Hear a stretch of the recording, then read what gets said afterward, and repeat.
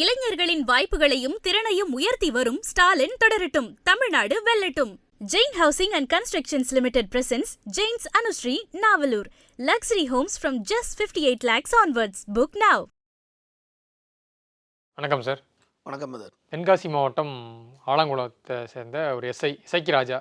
அவர் மீடியாவுக்கு பரிச்சயப்பட்டவர் தான். ஏன்னா இதுக்கு முன்னாடியில் அவர் பற்றி நிறைய செய்திகள் வந்திருக்கு. ஸ்போர்ட்ஸ் ரிலேட்டடாக ரொம்ப ஆர்வமாக இருக்கக்கூடிய ஒரு காவல்துறையை சேர்ந்த ஒரு அதிகாரி அப்படின்ற செய்திகள்லாம் வந்திருக்கு. இந்நிலையில் அவர் அங்கே ஒரு பனை தொழிலாளி மீது துப்பாக்கி சூடு நடத்திட்டாரு அப்படின்ற சம்பவத்தில் சஸ்பெண்ட் செய்யப்பட்டிருக்காரு. அது மட்டும் இல்லாமல் 2 காவலர்கள் அவங்க மீதும் சேர்ந்து எஃப்ஐஆர் பதிவு பண்ணியிருக்காங்க. இந்த எஃப்ஐஆர் பதிவு பண்ணதே அங்கே இருக்கக்கூடிய அரசியல் கட்சிகள், நாம் தமிழர், காங்கிரஸ், அதிமுக போன்ற கட்சிகளை போராட்டம் பண்ணி தான் அந்த வழக்கை பதிவு பண்ணியிருக்காங்க. ஸோ அதையும் பார்க்க முடியுது. சொல்லுங்கள் சார், இந்த சம்பவத்தை பொறுத்த வரைக்கும் என்ன நடந்திருக்கு? முதல்ல நீங்கள் சொன்ன மாதிரி உதவி ஆய்வாளர் இசைக்கு ராஜா அவர் யாருன்றதை பார்க்கணும். இசைக்கு ராஜா தூத்துக்குடி மாவட்டம் பாரக்குட்டம் அப்படின்ற ஒரு கிராமத்தை சேர்ந்தவர். இவர் 2016ஆம் ஆண்டு ஸ்போர்ட்ஸ் கோட்டாவில் உதவி ஆய்வாளராக வர்றார். நிறைய அத்லட்டிக்ஸ், நிறைய விஷயம் அவருக்கு ஸ்போர்ட்ஸில் இருந்தனால நேஷ்னல் லெவலில் விளையாடி இருக்காரு. ஆனால் அவர் எதிர்பார்த்தது என்னென்னா, டைரெக்டாக டிஎஸ்பியாக வந்துடலாம் அப்படின்னு அவர் எதிர்பார்த்தார். ஆனால் டைரெக்டாக டிஎஸ்பியாக கிடைக்கல. அவர் எஸ்ஐயாக தான் வர்றாரு. எஸ்ஐயாக 16th பேட்சில் வர்றாரு. வர்றதுக்கு முன்னாடி அவர் என்ன பண்ணுறாருன்னா, அதாவது இந்த மேன் பவர் மாதிரி கோச்சிங் சென்டரு, ஜாபு வாங்கி தரது, இந்த மாதிரி விஷயங்களை நிறைய ஏஜென்சி வச்சுருக்காரு. இவருடைய பின்னணி பார்த்தீங்கன்னா, இவருடைய தந்தை ஒரு சாராய வியாபாரி. அவர் பலமுறை சிறைக்கு போயிருக்காரு. இவர் தாயாரும் சிறைக்கு போனதா தகவல். இவர் தந்தை அந்த காவல் நிலையத்தில் முன்பு சரித்திர பதிவேட்டு, அதாவது குற்றவாளி HSல இருந்திருக்காரு. இவங்க ஊர் காவல் நிலையத்தில் ஒரு HSல இருந்திருக்காரு. இதெல்லாம் இன்னைக்கு உடனே நம்ம சொல்லலை. இந்த இசைக்கு ராஜாவே தன்னுடைய முகநூலில் பல ஆண்டுகளுக்கு முன்னாடி, என் தந்தை சாராய வியாபாரியாக இருந்தால் என்ன, என் மகன் ஒரு IPS ஆக்குவேன் அப்படின்லாம் புருடா விட்டுக்கிட்டு தெரிஞ்சிருக்காரு. பரவாயில்ல, அந்த மாதிரி ஒரு பேக்ரவுண்ட்லேருந்து ஒருத்தர் காவல்துறைக்கு வராருன்னு அது பெரிய விஷயம் தானே சார். இந்த வானம் எல்லாருக்கும் சொந்தமானது. அதே மாதிரி அவர் படிப்புனாலேயோ அவர் ஸ்போர்ட்ஸ் கோட்டாலேயோ அவர் வராரு, தப்பு கிடையாது. அவர் என்ன சிந்தனையில் இருக்கிறாருன்றது தான் ஒன்று. அப்போது இப்போ நம்ம உதாரணம் அவருடைய முகநூலில் எடுத்துப்போம். அவரோட முகநூலில் ஃபஸ்ட்லாம் பார்த்தீங்கன்னா பாக்ஸர் இசைக்கு ராஜான்னு இருக்கும். அது கீழே பார்த்தீங்கன்னா இந்த கம்பெனியோட மேனேஜிங் டைரக்டர், இந்த கம்பெனியோட மேனேஜிங் டைரக்டர்னு ஒரு 4-5 கம்பெனி போட்டிருக்கும். யாருமே வேண்டாம். நானே 5 ஆண்டுகளுக்கு முன்னாடி, இப்போ ஒரு 7 ஆண்டுகளுக்கு முன்னாடி இதை எடுத்து காவல்துறைக்கு அனுப்பியிருக்கேன். எப்படி ஒருத்தர் காவல் பணியில் இருக்கும்போது இப்படி எப்படி டைரக்டராக இந்த நிறுவனத்தை நடத்தலாம் அப்படிலாம் நானே கேள்வி எழுப்பியிருக்கேன். அதன் பிறகு பார்த்தீங்கன்னா இவர் தொடர்ச்சியாக விளம்பர பைத்தியம் உள்ளவர் தான் அந்த இசைக்கு ராஜா. இதில் மாற்றுக்கிறதே கிடையாது. விளம்பர பைத்தியம் என்னென்னா, இப்போ நீங்கள் பேசும்போதே முதல்ல சொல்லிட்டீங்க அவர் சமூக ஊடகத்துக்கு பரிச்சயமானவர்னு. இப்போது அவர் என்னவா இருந்து காவல்துறைக்கு வரலாம். அவர் ஸ்போர்ட்ஸ் கோட்டாவில் வரலாம், இல்லை தந்தையோட அவர் தந்தை காவல் பணியில் வந்திருக்கலாம், மெரிட்டில் வந்திருக்கலாம், இல்லை சமூகத்தின் அடிப்படையில் வந்திருக்கலாம், கல்வியில் வந்திருக்கலாம், எப்படி வேணாலும் வந்திருக்கலாம். ஆனால் எப்படி வந்தாலும் அந்த சீருடைய போட்டவொன்னே அந்த காவல்துறை சட்டத்தை மதிக்கணும். ஓகேங்களா? இசைக்கு ராஜா மட்டும் நேர்மையான காவலர், ஆனஸ்ட் காவலர் கிடையாது. 1,00,000 காவலர் இருக்காங்க, 1000 காவலர் நேர்மையானவங்க இருக்காங்க. நம்ம அடிக்கடி சொல்கிற மாதிரி காவல்துறையில் ராமனும் உள்ளார்கள், ராவணனும் இருக்கிறாங்க. ஓகேங்களா? அப்போ எல்லாருக்கும் காவல்துறை சட்டம் ஒன்று தான். சில ஆண்டுகளுக்கு முன்னாடி இந்த டிக்டாக்னு ஒன்று வரும்போது ஸ்ட்ரிக்டாக ஒரு ஆர்டர் போட்டாங்க. காவல்துறை சீருடையில் இருந்து கொண்டு இந்த டிக்டாக் போடக்கூடாது, இன்ஸ்டா போடக்கூடாது, இந்த வீடியோ போடக்கூடாது, சீருடை இல்லாமல் நீ எது போட்டுக்கலாம், சீருடையோட நீ போடக்கூடாது. இதுதான் காவல்துறை. இப்போ கூட கடந்த காலங்களில் டிஜிபி ஒரு சர்க்குலர் போச்சு. யூனிஃபார்ம்ல கடந்த சில ஆண்டுகளுக்கு முன்னாடி ஒரு ஆய்வாளரோட பெண் டிக்டாக் பண்றாங்க, ஒரு இன்ஸ்டா ரீல்ஸ் போடுறாங்க. அதுல அவங்க தாயாரை கூட சேர்ந்துருக்காங்க. அவங்க சீருடையில் இருந்தாங்கன்னே அதுக்கு ஒரு மெமோ கொடுத்துருந்தாங்க. இப்படி இருக்கும்போது இப்போ நிறைய பேர் அரசியல் கட்சியில் சொல்லுவாங்க தெரியுமா, நாமினேஷன் பண்ணும்போது இத்தனை பேர் தான் வரணும், 2 காரில் தான் போகணும், 3 காரில். அப்போ ஒரு இந்த கிரிமினல் எத்திக்ஸை ஒன்று பயன்படுத்துவாங்க. நான் ஒரு காரில் தான் போனேன், என்னோட ஆதரவாளர் 999 காரில் வந்தாங்க அப்படின்னு சொல்லுவாங்கள்ல. அந்த மாதிரி ஒரு பைத்தியம் தான் இந்த இசக்கி ராஜா. விளம்பர பைத்தியம். மனநலம் பாதிக்கப்பட்டதெல்லாம் கிடையாது, விளம்பர பைத்தியம். அந்த வார்த்தைக்கு நானே பொறுப்பு. எப்படின்னா, நான் போடலை, என்னோட ஃபேன்ஸ் போடுறாங்க. நீ என்ன சூப்பர் ஸ்டாரா? நீ என்ன சிங்கம் சூர்யாவா? இவருடைய நினைப்பு என்னன்னா, இசக்கி ராஜாவோட நல்லா படித்தவங்க, இசக்கி ராஜாவோட ஸ்போர்ட்ஸ் கோட்டாவில் வந்தவங்க, இசக்கி ராஜாவோட பாரம்பரிய 2 தலைமுறை 3 தலைமுறை காவல் பணியிலிருந்து வந்தவங்க, நேர்மையான அதிகாரிகள், பகட்டு இல்லாமல், பந்தா இல்லாமல், டாம்பிகம் இல்லாமல் நேர்மையாக இருக்கிறவங்க எவ்வளோ பேர் இருக்காங்க. நேர்மைக்கும் வெறப்புக்கும் சம்மந்தம் கிடையாது. நட்புணர்வோன்னு இருக்கவங்க, வாப்பா இங்கே வாப்பா டீ சாப்பிட்றப்பா, இந்த சாப்பிட்றியா அப்படின்னு சொல்லிட்டு அவங்ககிட்ட பணம் வாங்காமல் உதவி பண்ணுறவங்களும் இருக்காங்க. வெறப்பாக இருந்துக்கிட்டு, அதாவது இந்த டிஎஸ்பின்னு ஒரு படம் வந்துச்சு, சாமின்னு ஒரு படம் வந்துச்சு, சிங்கம் ஒன்றுன்னு வந்துச்சு. இதெல்லாம் இவர் உள்ளே இறக்கிக்கிட்டார். இது மாதிரி தன்னை நினச்சிக்கிட்டாரு, சினிமா போலீஸ் மாதிரி. அதாவது சாமி படத்தில் வர டைலாக்கை சிங்கம் படத்தில் வர டைலாக்கெல்லாம் வச்சு இவருக்கு இன்ஸ்டா கட் பண்ணி போடுவார். இவரோட பேஸ் என்னென்னா, ஒரு அக்யூஸ்டை பிடிக்க போகிறாருன்னு வச்சுங்களேன். அக்யூஸ்டை பிடிச்சவனு நீங்கள் யாருக்கு இன்ஃபார்ம் பண்ணணும்? ஃபஸ்ட்டு இப்போ எஸ்ஐஆர் இப்போ இன்ஸ்பெக்டர்கிட்ட இன்ஃபார்ம் பண்ணணும், ஸ்டேஷனுக்கு இன்ஃபார்ம் பண்ணணும். இந்த விளம்பர பைத்தியம் என்ன பண்ணும் தெரியுமா? இதோட ஐடிவிங்க சொல்லிடும், ஸ்டேஷனுக்கு அக்யூஸ்டை கூப்பிட்டு வரதுக்கு முன்னாடி அண்ணன் பாஞ்சு பிடிச்சார், பறந்து பிடிச்சார், மடக்கி பிடிச்சார், தாவி பிடிச்சாருன்னு அவனுங்க போட்டுருவானுங்க. சார். ஆனால் நீங்கள் சொல்கிறீங்க, ஆனால் அவருடைய ஒரு கடந்த காலங்களில் நேர்காணல் ஒன்று பார்க்க முடிஞ்சது. அதில் என்ன சொல்கிறாருன்னா, என்னுடைய எல்லைக்கு உட்பட்ட பகுதிகளில் எந்த தவறும் நடக்கக்கூடாதுன்னு என்னுடைய முதன்மை பார்வையாக இருக்கும்.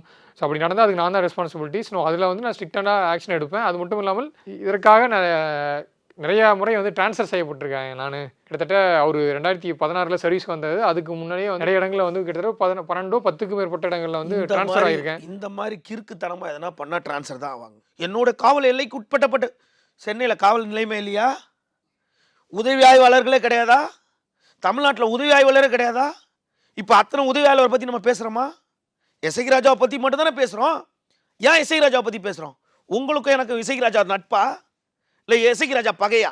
தனிப்பட்ட விரோதம் எதுவும் கிடையாது. இசக்கி ராஜாவை பார்க்குறோம், கூர்ந்து கவனிக்கிறோம், 7 ஆண்டுகளாக கூர்ந்து கவனிக்கிறோம். அவருடைய அட்ராசிட்டிலாம் நம்ம பார்க்குறோம். 1க்கு 10 ஃபேஸ்புக் வச்சுருந்தார். இதெல்லாம் நான் முகநூலில் எழுதி குறைக்கப்பட்டது. இந்த மாதிரி ஒரு சில விளம்பர பைத்தியங்கள் அங்கங்கொன்று இங்கொன்று தான் இருக்குது. எதுக்கு இத்தனை இடத்துக்கு மாற்றுறாங்க? அதாவது நேர்மைனா பணம் வாங்காதது மட்டும் நேர்மை இல்லை, சாதிய பாகுபாடு இல்லாமல் மனித நேயத்தோட அனைவரும் அணுகிறதுலையும் நேர்மை அடங்கியிருக்கு. நீ உன்னுடைய சமூகத்தை மட்டும் ஒன்று இப்போ பிடிக்கிற, அக்யூஸை பிடிச்ச உடனே அவன் சமூகத்தை கேட்குற, உன்னை சார்ந்த சமூகம்ன்ற போது அவங்க மேலே ஒரு ட்ரீட்மெண்ட் வேறு மாதிரி இருக்குது, மற்ற சமூகம்லாம் வேறு மாதிரி இருக்குது. ஸோ இது நடக்குது. உதாரணத்துக்கு வாட்ஸ்அப் குழு இருக்குது. இது 2018-19 ஒரு ஊர் வாட்ஸ்அப் குழு இருக்குது. அந்த ஊரில் ஒரு தகராறு நடக்குது. அந்த வாட்ஸ்அப் குழுவில் வந்து நிறைய பேர் இருக்காங்க. அந்த வாட்ஸ்அப் குழுவில் ஒரு ரவுடி, ஒரு சரித்திர பதிவேட்டு குற்றவாளி ஒரு ஆடியோ போடுறான். ஒரு ஆடியோ போட்ட உடனே இவர் அந்த குழுவில் போகிறாரு. அந்த ஆடியோ இவர் யார் மூலியமா கேட்டுறாரு. கேட்டுட்டு இவர் அந்த குழுவில் போகிறாரு. போயிட்டு இவர் ஒரு ஆடி போடுறாரு.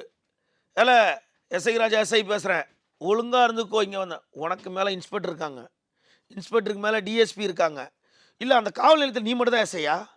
உன் கூட சரிசமமாக வேறு எஸ்ஐ இருக்க மாட்டாங்களா? ஆண் பெண் எஸ்ஐ இருக்க மாட்டாங்களா?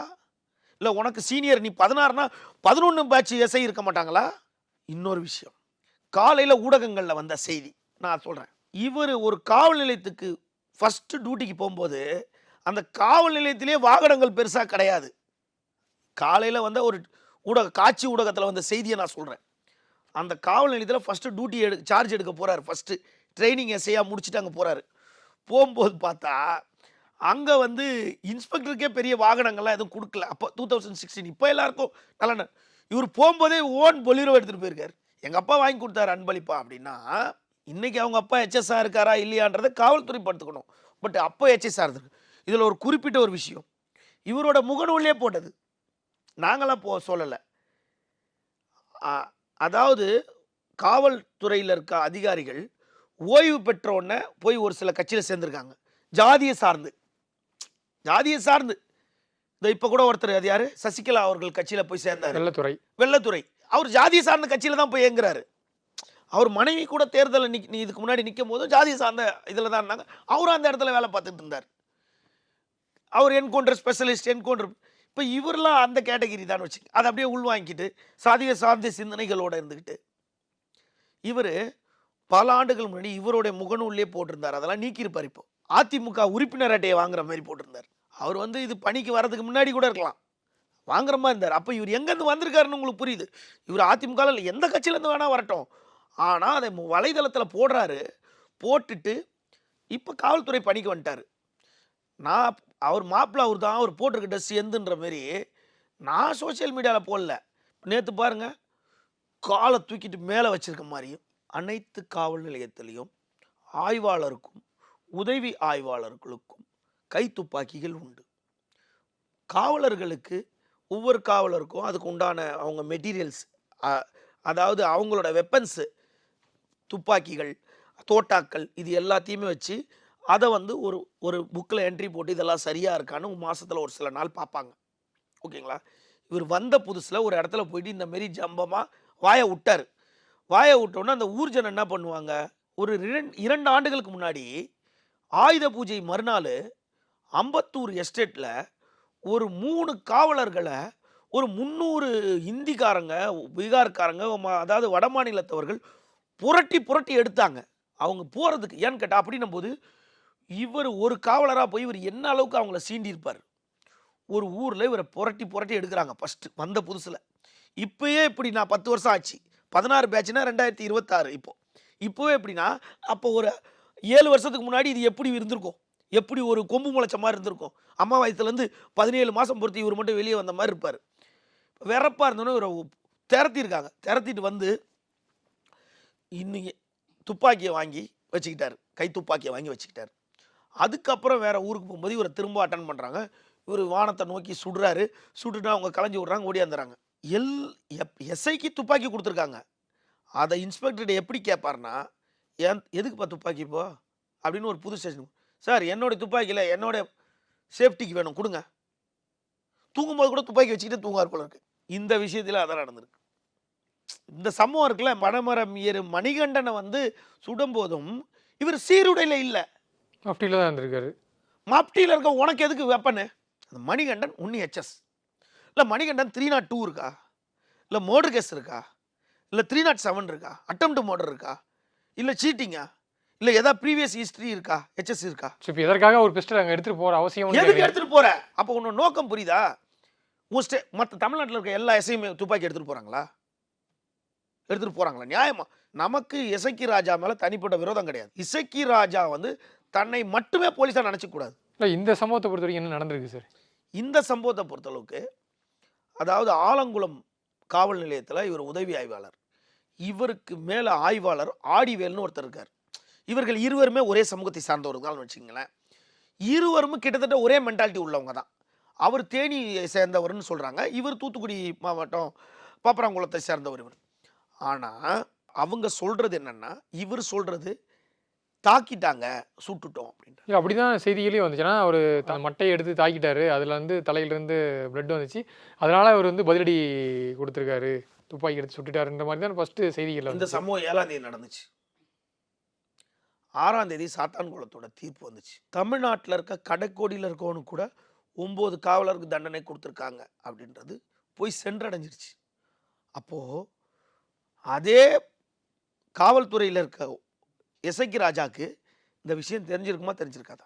கண்டிப்பாக தெரிஞ்சிருக்கும். அப்போது இந்த ஜட்ஜ்மெண்ட்டு 1% மனசில் ஒரு சின்ன உறுத்தல் இருந்திருக்கும். கரெக்டுங்களா? எதுக்கு போகிறாரு, இங்கே கல் இறக்குறாங்க அப்படின்னு ஒரு தகவல் வந்ததா இவர் சொல்கிறார். எதிர்த்தரப்பு என்ன சொல்லுது அப்படின்னா, வீட்டுக்கு போகிறாரு, மணிகண்டனை கூப்பிட்றாங்க, வராங்க, இங்கே வாயான்னு கூட்டிகிட்டு வர்றாரு. என்ன கல் இறக்குறியாமேன்னு கேட்குறாரு. இல்லைங்க பதனி தாங்க இறக்கிக்கிட்டு இருக்கேன்னாரு. எங்கே வா, பதனி இறக்க மேலே பாரு வா அப்படின்னு சொல்லிட்டு கூப்பிட்டு வர்றாரு. கூப்பிட்டு ஏற சொல்கிறாரு. அவர் ஏறலன்றாரு. ஏறுறான்னு சொல்லிட்டு தகாத வார்த்தைகளை பேசுகிறார். அப்போ அந்த மணிகண்டனோட 17 வயது மகள் இருக்கு, அதுக்கு சரிசமமான வயசு அவங்க சகோதரி மகள் இருக்கு, தம்பி மகள் சகோதரி மகள் இருக்காங்க. அங்கே இவர் ஏற சொல்கிறாரு. ஏறிட்டு ஏறும்போதே முடியாது சார், எதுக்கு சார்னோன்னு இசக்கி ராஜா எப்படி பேசுவார்ன்றதுக்கு அவரோட ஆடியோவே சாட்சி. இங்கே வா அப்படின்னு கூப்பிட்றதுக்கும் இங்கே வாங்க அப்படின்னு கூப்பிட்றதுக்கும் நிறையா வித்தியாசம் இருக்குது. முழுக்க அதாவது ஒரு படத்தில் சொல்லுவாங்கள்ல, ரத்தம் சத புத்தி எல்லாத்துலேயுமே அந்த மாதிரி ஒரு திமிரு கன்னிங் ஃபெலோ ஊறி போனவனால ஏழை இங்கோ சாதாரணமாக கூப்பிட்றமே ஏழை இங்கே வானா சின்ன பையனை ஏழைன்னு கூப்பிட்டா ஒத்துப்பாங்க. வயசானவரை அப்போது மணிகண்டனை ஏறி வரும்போது சார் அவன் தான் முடியாதுன்றானே, அதுக்குள்ள அந்த விவரம் தெரிஞ்சு அவங்க அப்பா வர்றார், வயசானவர் வர்றார். அவரை அசிங்கமாக திட்டினதாக அவரே சொல்கிறார். கெட்ட கெட்ட வார்த்தைகளை சொல்கிறேன்னு சாதி ரீதியாக திட்டாங்க. இல்லை உனக்கு என்னென்னு அவங்க சொல்கிறது பொய்யோ உண்மையோ விசாரணையில் இருக்குது. இசைக்கு ராஜா இதெல்லாம் பண்ணக்கூடிய நபர் தானே, ஏற்கனவே பண்ண நபர் தான். அப்போ பேச்சிலேயே ஒரு ரவுடித்தனையும் ஒரு கன்னிங் ஃபெலோ ஒரு திமிருத்தனமும் பேச்சிலேயே அடங்கினது. அப்போ சொன்னபோது அந்த பெண்ணை பார்த்து துப்பாக்கி எப்படி காட்டணும், குழந்தைங்க பயந்துருக்கு. அப்போ 4 ரவுண்டு சுட்டிருக்காரு, 2 கால்லேயே சுட்டிருக்காரு. திட்டிட்டு இருக்கனால அவரு கீழே இறங்கி வந்து மணிகண்டன் வந்து இவரை தாக்குனாரு. அவங்க அப்பாவும் இவரும் ஸ்ட்ரகிள் பண்ணியிருக்காங்க. ஸ்ட்ரகிள் பண்ண உடனே இவர் கீழே பிறண்டு விழுந்திருக்காரு அப்படின்னு அவங்களே சொல்றாங்க. இசைக்கு ராஜா கீழே விழுந்திருக்காரு. இசைக்கு ராஜா கீழே விழுந்திருக்காரு. கீழே விழுந்தோன்னா அங்கே நிறைய மட்டைகள் இருக்கும்போது ஒரு மட்டைகள் லைட்டாக தலையில் அவர் தலையில் கிழிச்சிருக்கதாகவும் அந்த மட்டையிலேருந்து ரத்தம் வந்ததாகவும். எப்பயுமே ஒன்று தெரிஞ்சுங்க, போலீஸ் வந்து காயப்பட்டுச்சுன்னா வெளியே காட்டவே மாட்டாங்க. காயப்பட்டுச்சுன்னு சொன்னான் கையில் ஒரு கட்டு, காலில் ஒரு கட்டு, கால் உடைஞ்ச மாதிரி இருப்பாங்க, காயங்களை பார்க்க முடியாது. இப்படி ஆனவுடனே இவர் சுட்டதா, இவர் உடனே 4 ரவுண்டு அவர் காலில் சுட்டதாகவும் உடனடியாக அவர் ஜிஹெச்சில் வந்து அட்மிட் ஆகிட்டார். சுட்டவன் அவன், இவர் வந்து எனக்கு அடிபட்டுச்சுன்னு கை காலெல்லாம் அடிபட்டு தலையில் அடிபட்டு கீழே விழுந்து தலையில் 2 தையல் போடுற காயம் பெருசா, 2 காலில் சுட்ட காயம் பெருசா. அப்படின்னா கூட நீ எதுக்கு பனைமரம் ஏறுறவனை போயிட்டு நீ சுடணுன்ற? இப்போ நீங்கள் முதல்ல சொன்ன மாதிரி அந்த கட்சி இந்த கட்சி நாம் தமிழர் எல்லா கட்சியும் போராட்ட களத்துக்கு வந்தாலும் வந்தது நோக்கம் இதுக்கு பின்னாடி அரசியல் அப்படின்னு சிந்திக்கவே வேண்டாம். பனை ஏறும் தொழிலாளி, இது யார் வேணாலும் வருவாங்க, குற்றவாளிக்கு இது மாதிரி யாரும் வரமாட்டாங்க. அப்படின்னும் போது அவங்க தந்தை சொல்கிறாரு. உடனே இவர் வந்து அவர் ஹாஸ்பிட்டலுக்கு கூப்பிட்டு போகிறாங்க. இவரும் ஒன்றே போயிடுறாரு. இந்த விஷயம் தெரிஞ்சு இது வந்து மருதமுத்தூர்னு ஒரு ஆலங்குளம் காவல் நிலைய எல்லைக்கு உட்பட்ட மருதமுத்தூர்னு ஒரு கிராமம் தான். இந்த கிராமத்தில் தான் இவர் என்ன பண்ணுறாரு. அப்படின்னா கூட பனைமரத்தில் கல் இறக்கும் போது தான் ஒருத்தனை சுடணுமா? அது ஒரு பெரிய கொலை குற்றம் கிடையாது. அதுக்கு அபராதத்தை விதிக்கலாமே, இல்லை 10 நாள் ரிமாண்ட் பண்ணியிருக்கலாமே. இங்கே கல் இறக்கக்கூடாது, கல் இறக்கியிருக்காங்க. அப்போ கல்லுன்னா அந்த கல்லை காட்டியிருக்கணும்ல. இல்லை அங்கே வந்து ஒரு தற்காப்புக்காக சுட்டாரு, அங்கே ஒரு கைகளை போகிறது. ஸோ அவங்க தாக்கம் ஒவ்வொரு முறையும் இவர் மட்டும் எப்படி தற்காப்புக்காக சுட்டுக்கிட்டே இருப்பாரா? ஒவ்வொரு முறையும் அவர் சமூகத்தை சார்ந்த அதிகாரிகள் அவர் காப்பாற்றிட்டே இருந்தாங்க. இப்போ இந்த கவர்மெண்ட் வந்த உடனே இவர் வந்து கொஞ்சம் அடக்கி வாசிக்கிற மாதிரி இருந்தார். இவருக்கு மேலே ஒரு ஆய்வாளர் இருக்கார்ல, அவர் தேனி மாவட்டம் சேர்ந்தவர். அவர் அங்கே தேனின்னு சொல்கிறாங்க, அவர் அங்கங்கெல்லாம் வேலை பார்த்துட்டு இப்போ காலையில் ஊடகத்தில் வந்துச்சு. அதாவது இப்போ இருக்க ஆடிவேல் ஆலங்குளம், தென்காசி டிஸ்ட்ரிக்ட் ஆலங்குளத்தில் இருக்க ஆடிவேலு கடந்த 2025ஆம் ஆண்டு சிவகங்கை மாவட்டம் காளையார் கோவில் காவல் நிலையத்தில் வேலை பார்த்துருக்காரு. அப்போ இதுக்கும் எத்தனை மாவட்டம் இருக்குது? எப்படி இந்த மாவட்டத்தில் இங்கே வந்தார்? பனிஷ்மெண்ட்டில் தான் அங்கே வந்தார். அப்போ இவர்கள் தொடர்ந்து தப்பு செய்கிறவங்க தான். இந்த பனிஷ்மெண்ட்டில் அங்கே வருது. காவல்துறையோட பனிஷ்மெண்ட்னா 365 நாள். உங்கள் தப்புக்கு தகுந்த மாதிரி 200 கிலோமீட்டர் டிஸ்டன்ஸு, 400 கிலோமீட்டர் டிஸ்டன்ஸு, ஈஸ்ட்லேருந்து சவுத் ஈஸ்ட்லேருந்து அப்படியே நார்த் ஈஸ்ட்டுக்கு போடுவாங்க, இல்லை சவுத் ஈஸ்ட்லேருந்து சவுத் வெஸ்ட்டுக்கு போடுவாங்க. இப்படி மாற்றி போடுறது தான். அப்போது காளையார் கோயிலில் இருந்தார். அங்கே வந்து சுல்லா நகிலன்னு ஒருத்தனை வந்து காலில் சுட்டதுனாவும் உடனே அந்த 365 நாள் இவர் கிரேடு முடிஞ்சு இவர் திரும்ப அங்கே போயிட்டார். அதே தான் தூத்துக்குடி டிஸ்ட்ரிக்டில் இருக்க ஒரு தென்காசிக்கு போட்டிருக்காங்கன்னா இவங்க எல்லாரும் ஒரு காவல் நிலையத்தில். இப்போது ஆடிவேல் கிட்ட இவர் டிஜிபி முந்தானத்து ஒரு சுற்றறிக்கை கொடுத்திருந்தார் காவல்துறை தலைவர். ஒவ்வொரு அதிகாரியும் நிச்சயமாக உங்களுக்கு நேரடி உயர் அதிகாரிகள் பேச்சை மட்டும்தான் கேட்கணும்னு இருக்காரு. இப்போ எஸ்ஐனா இன்ஸ்பெக்டர், இன்ஸ்பெக்டர்னா டிஎஸ்பி, அந்த மாதிரி நேரடி. அப்படின்னா இவர் இந்த இடத்துக்கு போறேன்றதை அவர்கிட்ட சொல்லிட்டு தான் வந்திருக்கணும். அப்போது நீ ஒன்றும் கிரைம் போலீஸ் கிடையாது. கிரைம்னா நீ எதுக்கு இதை பிடிக்க போற? நீ திருட்டு கேஸ் எல்லாம் பிடிக்க போயிருக்கணும். அப்போ நீ law and order police. Law and order police நீ எதுக்கு யூனிஃபார்ம் போடாமல் வெப்பன் எடுத்துகிட்டு போனேன்? இது போன்ற கேள்விகள்லாம் வந்து நம்ம கேட்கல, பொதுவாக எல்லாருமே பொதுமக்கள் கேட்டுக்கிட்டு இருக்காங்க. ஏராளமான குற்றச்சாட்டு தொடர்ந்து இவர் மேலே இருக்குது. காவல்துறை சட்டத்தை அதிகமாக மீறி இருக்காரு. இப்போ கூட அவர் சமூகத்தை சார்ந்தவர்கள் பல ஊடகங்கள் வாயிலாக தனித்தனியாக சமூக வலைதளத்தில் எங்கள் அண்ணனுக்கு ரத்தம் வந்துச்சு, பிளாக் அண்ட் ஒயிட் போட்டால் தான் காட்டுறீங்க. ஒரு சின்ன ஓட்டை விழுந்தால், கையில் ஒரு சின்ன ஓட்டை விழுந்தால் கூட பெரிய கர்ச்சி ஃபுல்லாக ரத்தம் வரும். அது காயமா? இல்லை 2 காலில் சுட்டது காயமானா 2 காலில் சுட்டது தான் பெரிய காயம். அப்போது இவர் போய் அந்த மருத்துவமனையில் சேர்க்குறாங்க.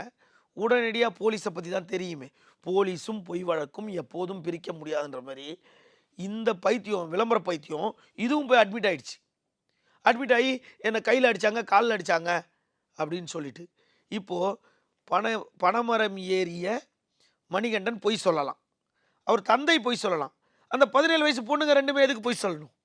உண்மையை தானே சொல்கிறாங்க. துப்பாக்கியை காட்டினார் பெண், இதெல்லாம் காட்டக்கூடிய சைக்கோ தானே நீ. அவரை பற்றி பின்னணி அப்படின்னு பார்த்தா பல பேர் நேற்று கூட ஊடகங்கள் வாயிலாக சொல்லி அவருடைய மனைவி கூட உதவி ஆய்வாளராக இருக்கிறாங்க அப்படின்னு சொன்னாங்க. அதில் எந்த அளவுக்கு உண்மைன்னு நம்மளுக்கு தெரியல. பட் இவர் ஒரு மாவட்டங்களில் ஒரு காவல் நிலையத்தில் கூட உருப்படியாக இருந்ததில்லை. அங்கே போய் ஜம்பத்துக்கு காட்டுறது. முதல் இவரை போன்ற அதிகாரி எல்லாம் அந்த தீரன் அதிகாரம் படத்தில் வர மாதிரி எங்கேயாவது ஒரு இடத்துல போகிற மாதிரி இதெல்லாம் வந்து பிரச்சனை, அதாவது ஸ்கோர் பண்ணணும்னு நினைக்கும். இப்போ ஒரு 10 காவலர் ஒரு ப்ரொடெஸ்ட்டுக்கு போகிறாங்க, தன்னை ஸ்கோர் பண்ணணும், எல்லாரோட அப்சர்வேஷனும் நம்ம மேலே இருக்கணும், நம்மளை தான் கூர்ந்து கவனிக்கணும், நம்ம தான் ஹீரோயிட்டிசமாக இருக்கணும் அப்படின்ற எண்ணம். ஹீரோயிசம்னா படத்தில் நடிக்க போயிடணும், பொது வாழ்க்கைக்கு பப்ளிக் சர்வீஸுக்கு வரக்கூடாது. கிரைம் பிரான்ச் கிரைம் பிரான்ச் இவரெல்லாம் எங்கேயாவது நியாயமாக பார்த்தா பல முறை காப்பாற்றப்பட்டிருக்காரு. அபாண்டமாக தெரியுது. ஏற்கனவே நீராவி முருகனை காலில் சுட்டிருக்காரு. இப்போது மாற்று சமூகத்தினர் சொல்கிற குற்றச்சாட்டு இவர் மேலே என்ன அப்படின்னா, குறிப்பிட்டு ஒரே சமூகத்தை ஒரு டார்கெட் பண்ணுறாரு. ஏற்கனவே ஒருத்தனை காலில் சுட்டாரு, அவன் மாற்று சமூகத்தை சுடுறதுக்கு முன்னாடியே சொல்லிட்டாரு, உன்னை நான் சுட்டுருவேன்ட்டாரு. எதேச்சா சுடுறது வேற, சொல்கிறதுக்கு முன்னாடியே நான் உன்னை சுட்டுருவேன்னு சொன்னது வேற.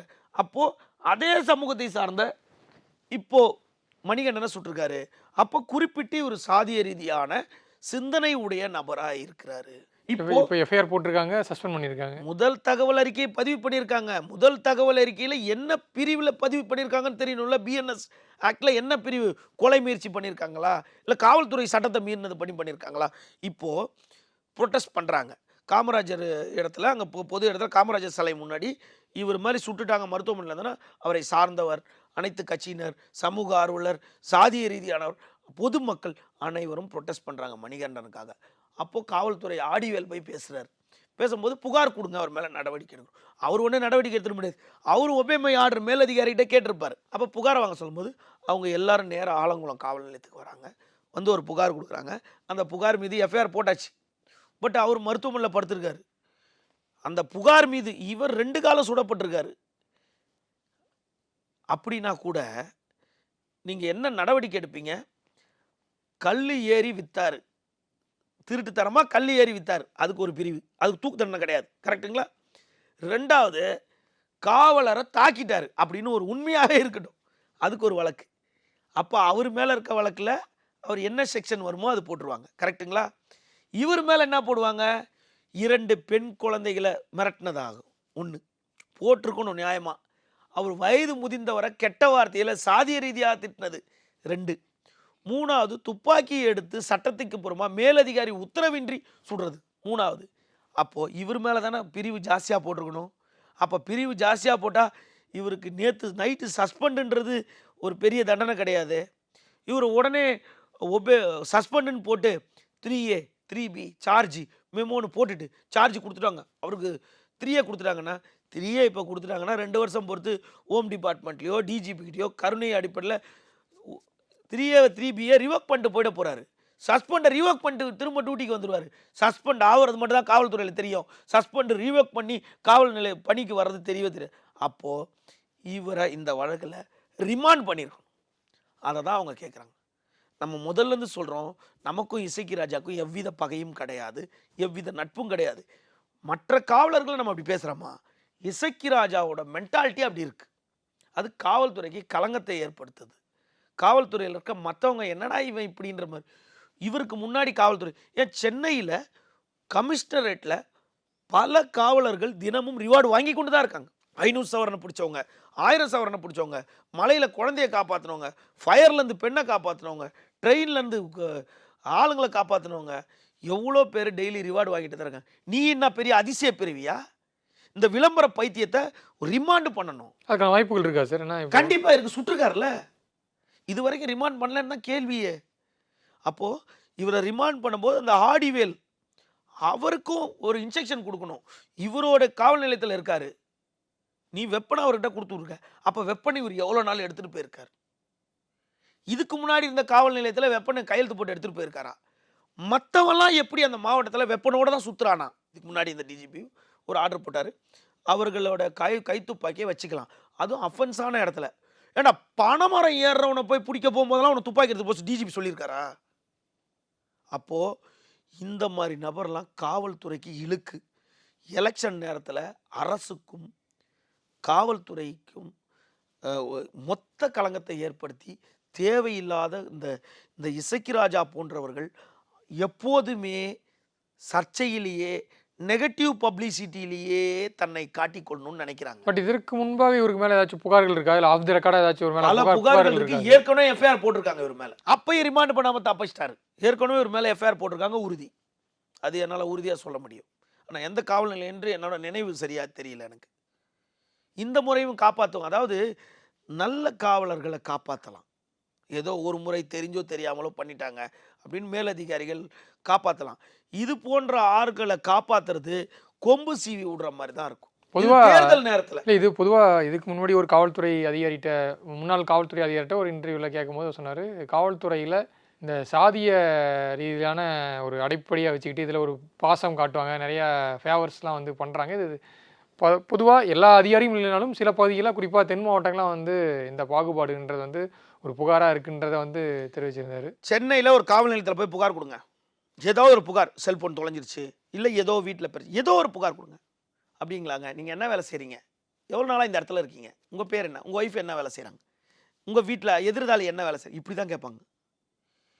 இவங்க என்ன பண்ணுவாங்கன்னா, நீங்கள் என்ன ஆளுங்களே, அவங்க என்ன ஆளுங்க, இதை முதல் கேட்டுருவான். அதுக்கப்புறம் தான் பேரே. இந்த மனநிலையில் இருக்கவன் இங்கே வந்தால் என்ன பண்ணுவான் தெரியுமா? பிரபு சார், பிரபுன்ற ஒரு உதவியாளர் தெரியுமா? பிரபுவா, அவர் 16th பேட்ச், அவர் அந்த ஆள், இவர் 11th பேட்ச், இவர் இந்த ஆள்.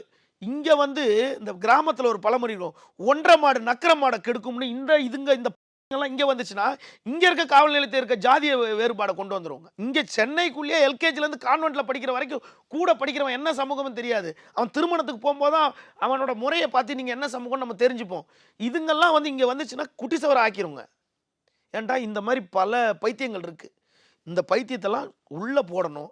உள்ளே போட்டால் தான் இது கொஞ்சம் மாறும். இல்லையா காவல்துறையில் கழிக்கப்படணும். 2 கழிக்கப்படுறதுக்கு வாய்ப்புகள் குறைவு. அதனால இவருக்கு எதிராக இப்போ குரல் வலுவாக ஆயிடுச்சு. 1 கைது செய்யணும், 2வது கைது செய்து திரும்ப பணிக்கு வந்தாலும் இவரை சட்டம் ஒழுங்கு பணிக்கே எடுக்கக்கூடாது. இந்த மாதிரி சாதிய சிந்தனை உள்ளவர்கள் சட்டம் ஒழுங்கு பணி எடுக்கும், எங்கேயா சம்பளம் போடுற இடத்துல உட்கார வச்சிடணும். அதுதானே வந்திருக்க. இவர் டிஎஸ்பியாக வந்தார். கனவுலேயே தன்னை வந்து அந்த டிஎஸ்பி படத்தில் வர விஜய் சேதுபதி மாதிரியும், சாமி படத்தில் வர விக்ரம் மாதிரியும், சிங்கம் படத்தில் வர சூர்யா மாதிரியும், இது போன்றிய இதெல்லாம் நம்ம சொல்லலை. அவரோட இன்ஸ்டாவிலேயே இந்த டைலாக்லாம் போட்டிருக்காங்க. நான் போலீஸ் இல்லை பொறுக்கி அப்படின்னு, எல்லாத்துலேயும் ஒரு துப்பாக்கி வச்சுருக்க மாதிரியும். இதெல்லாம் வந்து கேட்டால் நான் பாடம் நடத்துகிறேன். உங்ககிட்ட பாடம் நடத்துகிறவன் எப்படி இருப்பான்? நீ பாடம் நடத்துகிறவன் எப்படி இருப்பான்? முதல்ல நான் பாடம் நடத்துகிறேன், நான் வந்து எஜுகேஷன் எல்லாருக்கும் கற்றுத்தரேன். உன் எஜுகேஷனில் படித்தவன் எப்படி இருப்பான்? அப்போ உன்னோட சிந்தனையில் தானே இருப்பான். அப்போது இது வந்து தொடர் நெகட்டிவ் பப்ளிசிட்டிக்கு உள்ள நபர் தான். இதை வந்து காவல்துறை இது வந்து 2 தரப்புலையும் வழக்கு பதிவு செய்யப்பட்டிருக்கா கேள்விப்பட்டிருக்கோம். இசக்கி ராஜான்ற ஒரு உதவி ஆய்வாளர் வந்து காவல்துறைக்கு தொடர் களங்கத்தை விளைவிக்கிறார். அவர் சமூகத்தை சார்ந்த உதவி ஆய்வாளர்கள், அவர் சமூகத்தை சார்ந்த ஆய்வாளர்கள் நம்மை வந்து எதிராக கருதக்கூடாது. நம்ம வந்து இதற்கு அப்பாற்பட்டவர்கள். அதனால் இசக்கி ராஜா மீது உள்ள தவறுகளையும் தொடர்ந்து அவர் துவக்கத்திலிருந்து இப்போ வர இந்த சம்பவம்ல தொடர்ந்து பல சம்பவங்களில் இவர் தன்னை அப்படி தான் நிறுத்தி கொண்டு இருக்காரு. அவர் தன்னுடைய சீற்றத்தை குறைத்து கொள்ளணும், அவருடைய டாம்பிகத்தை குறைத்து கொள்ளணும், அவருடைய பந்தாவை குறைத்து கொள்ளணும், அவருக்காக ஒரு சுய விளம்பரத்தை குறைத்து கொள்ளணும். கண்டிப்பாக சார், பொறுத்திருந்து பார்க்கலாம். ஏன்னா அடுத்து உயரதிகாரிகள் வந்து விசாரணையில் இருக்குது, இன்வெஸ்டிகேஷன் பண்ணிட்டு இருக்காங்க. இந்த வழக்கில் அடுத்தடுத்து என்ன பண்ணுறாங்கன்றது கண்டிப்பாக பொறுத்திருந்து பார்க்கலாம். நேரம் ஒதுக்கி இது குறித்து நிறைய தகவல் பார்த்துட்டீங்க. நேரத்துக்கு நன்றி சார். மிக்க நன்றி. இளைஞர்களின் வாய்ப்புகளையும் திறனையும் உயர்த்தி வரும் ஸ்டாலின் தொடரட்டும், தமிழ்நாடு வெல்லட்டும். Jain Housing and Constructions Limited presents Jain's Anushree, Navalur. Luxury homes from just 58 lakhs onwards. Book now.